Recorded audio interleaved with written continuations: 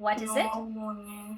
Taip. Tai it is konstrukcija vartojama bendrai kalbant apie nuomonę. Kaip dabar pasakysi, pavyzdžiui, kad tai liūdna. Atsimeni, buvo pas tave sad. It is Mhm. sad. Yeah, it is sad. Something happened. Kažkas atsitiko ir galime pasakyti, it is sad.